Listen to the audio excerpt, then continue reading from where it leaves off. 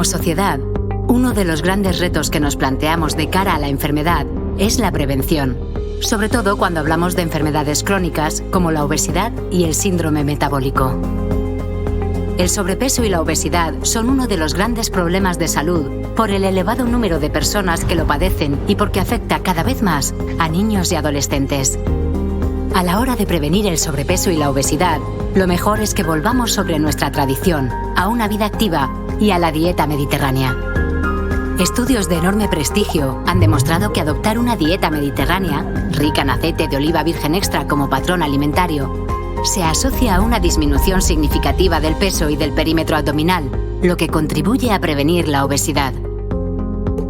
Porque el problema de la obesidad es que es un factor de riesgo fundamental en el desarrollo del síndrome metabólico, que puede derivar en diabetes.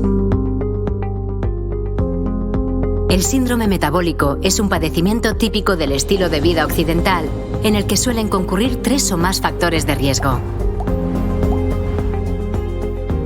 Está claramente demostrado que estos factores pueden modificarse con un incremento del ejercicio físico y siguiendo una dieta mediterránea enriquecida con aceite de oliva virgen extra.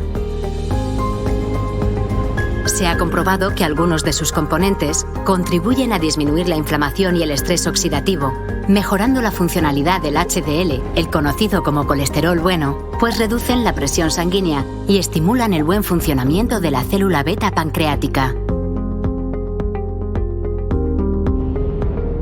El estudio Predimed constató que el consumo de una dieta mediterránea rica en aceite de oliva virgen extra reduce el riesgo de desarrollar diabetes en torno al 30%, comparada con una dieta saludable, pero baja en grasas. La prevención es esencial para combatir las enfermedades, especialmente las de tipo crónico. La ciencia ha demostrado que el consumo de aceite de oliva virgen extra, dentro de una dieta mediterránea y un estilo de vida saludable, tiene consecuencias positivas para la prevención y el tratamiento de la obesidad y el síndrome metabólico. Para más información, aceitesdeolivadespana.com/bienestar.